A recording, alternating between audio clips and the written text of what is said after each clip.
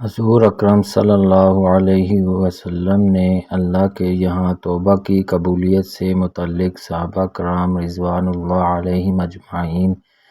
کے سامنے بنی اسرائیل کے ایک قاتل کا نہایت خوبصورت اور ایمان افروز واقعہ بیان فرمایا کہ بنی اسرائیل میں ایک شخص چوری، ڈکیتی اور قتل میں بہت مشہور تھا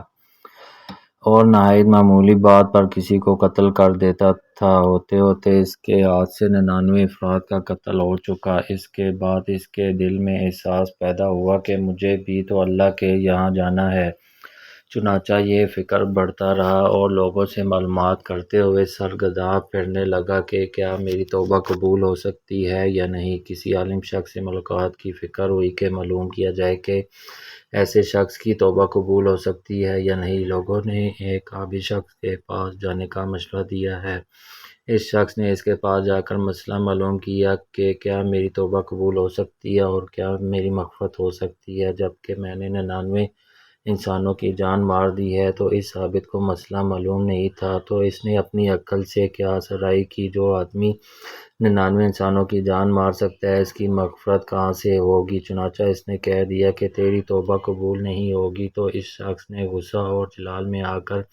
اس کو بھی قتل کر کے 100 پورے کر دیے کہ جب میری توبہ قبول نہیں ہوتی ہے تو لاؤ تجھے بھی ختم کر کے 100 پورے کر دیتا ہوں۔ چنانچہ اس نے 100 پورے کر دیے، مگر اس کے دل سے درد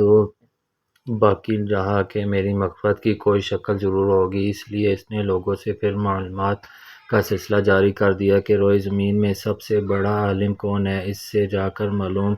کروں گا، وہی صحیح مسئلہ بتا سکتا ہے۔ آخر لوگوں نے اس کو بتلایا کہ فلاں جگہ ایک عالم رہتا ہے، اس سے جا کے معلوم کرو۔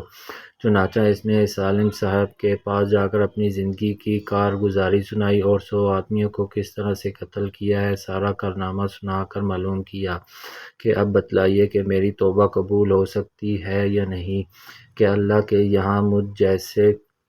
گنہگار کے لیے بھی مغفرت کا کوئی خانہ ہے۔ تو اس عالم صاحب کو چونکہ علم تھا تو اس نے بتلایا کہ تیرے گناہ معاف کرنے میں اللہ کے یہاں کیا رکاوٹ ہے، اللہ کی رحمت کا سمندر تجھ جیسے گنہگاروں کے گناہوں سے بہت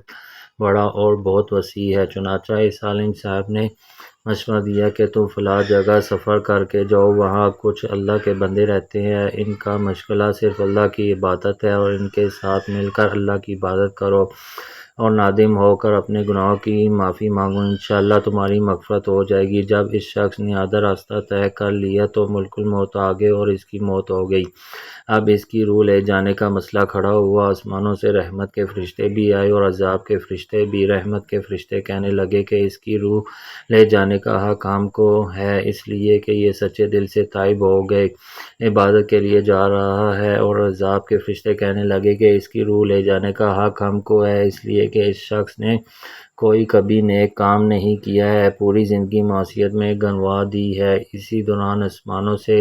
آدمی کی شکل میں ایک فرشتہ آیا۔ بعض روایت میں سے معلوم ہوتا ہے کہ یہ آنے والا فرشتہ حضرت جبرائیل امین اللہ علیہ السلام تھے۔ چنانچہ اس فرشتے نے تشریف لا کر ان دونوں طرح کے فرشتوں کے درمیان یہ فیصلہ کیا کہ دونوں طرف کی مسافت ناپ کر کے دیکھ لو کہ جہاں سے آ رہا ہے وہاں کی مسافت قریب ہے یا جہاں جا رہا ہے وہاں کی مسافت، لہٰذا جہاں کی مسافت قریب ہو اس شخص کو وہاں والوں میں شمار کر دیا جائے۔ چنانچہ دونوں طرف کی زمین ناپ کر دیکھی گئی تو جہاں جا رہا تھا وہاں کی مسافت جہاں سے آ رہا تھا اس کے مقابل میں صرف ایک بالشت قریب ہے، اس لیے رحمت کے فرشتوں کو اس کی روح لے جانے کا حق ہوگا۔ چنانچہ اللہ کی طرف سے اس کی مغفرت کا اعلان ہو گیا۔ ایک روایت میں آتا ہے، قتادہ رضی اللہ عنہ فرماتے ہیں، حسن نے فرمایا کہ ہم سے یہ ذکر کیا گیا ہے کہ اس شخص کے پاس جب ملک الموت آیا تو وہ شخص سینے کے بل اس سرزمین کی طرف گھسیٹتا گیا۔ حدیث قدسی میں آتا ہے کہ میں اپنے بندے کے ساتھ اس کے کمانڈ کے مطابق ہوتا ہوں اور وہ مجھے جہاں بھی یاد کرے میں اس کے ساتھ ہوں۔ بخدا اللہ تعالیٰ اپنے بندے کی توبہ سے اس سے زیادہ خوش ہوتا ہے جتنی خوشی تم میں سے کسی ایسے شخص کو ہوتی ہے جس کا جانور بیابان میں گم ہو کر پھر اسے مل جائے، اور جو شخص ایک بالشت میری طرف آتا ہے میں ایک ہاتھ اس کے قریب ہو جاتا ہوں، اور جو شخص ایک ہاتھ میرے قریب آتا ہے میں اس کے ایک باں پھیلائے ہوئے دونوں ہاتھوں کی طرف